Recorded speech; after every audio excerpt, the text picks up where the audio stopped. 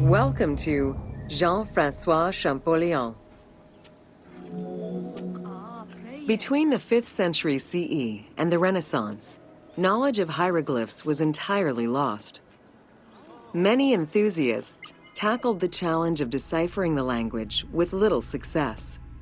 Some groundwork was made with various researchers identifying names and some grammatical structure, and confirming that cartouches were markers for royal names. They were still missing a critical piece of information that would eventually be revealed thanks to the discovery of the Rosetta Stone.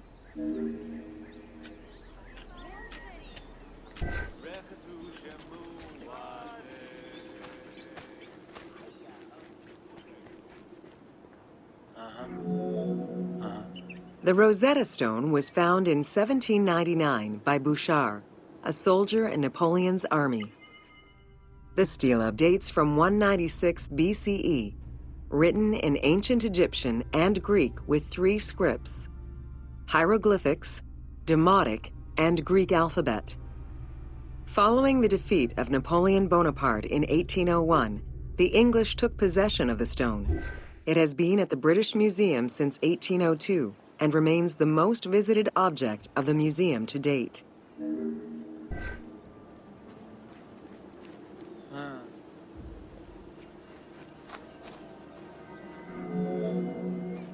The first translation was of the Greek section only in 1803. It detailed a decree of Pharaoh Ptolemy V, reminding the citizens that their pharaoh had led Egypt to prosperity.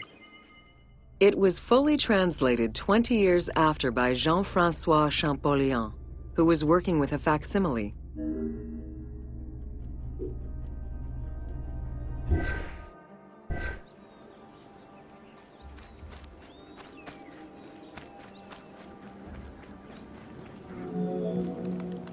Through his studies of the stone, Champollion was able to make a critical observation that would unlock the whole mystery: that hieroglyphics were not only ideograms, but also phonograms.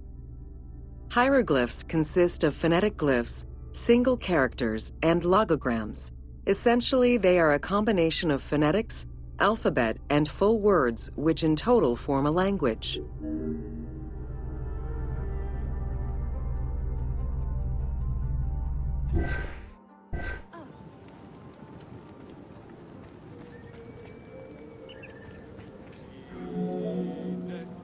While studying the stone, Champollion realized that there was a difference in the number of hieroglyphic characters in relation to the number of Greek characters for the same word.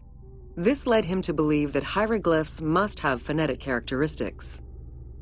This was the first step to unlocking the Rosetta Stone's secrets.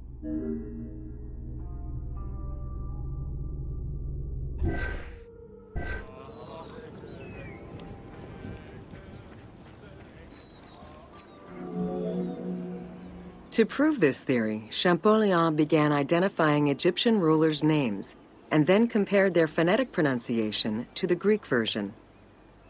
For example, Cheops had been the Greek name given by ancient chroniclers to the owner of the Great Pyramid, Khufu.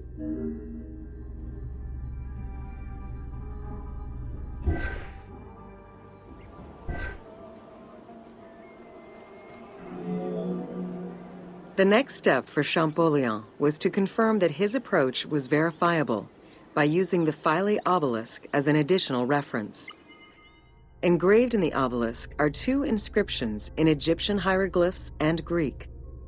Once he confirmed the names of Ptolemy and Cleopatra within these texts and confirmed the same phonetic patterns as on the Rosetta Stone, Champollion knew he was on the right track.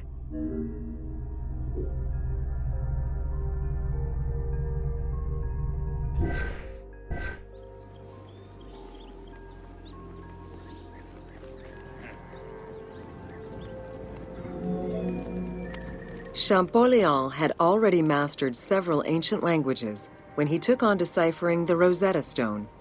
He used his knowledge of Coptic to identify the solar disk hieroglyph on the obelisk as the phonetic translation of Ra. Further translation only strengthened his conclusion. Egyptian hieroglyphs encompass the alphabet in both phonetics and determinative ways, which means that the symbol represents the word itself.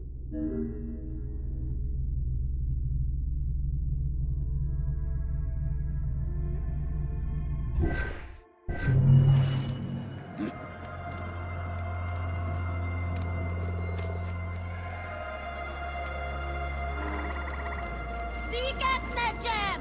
Heneket pa among Western Yui!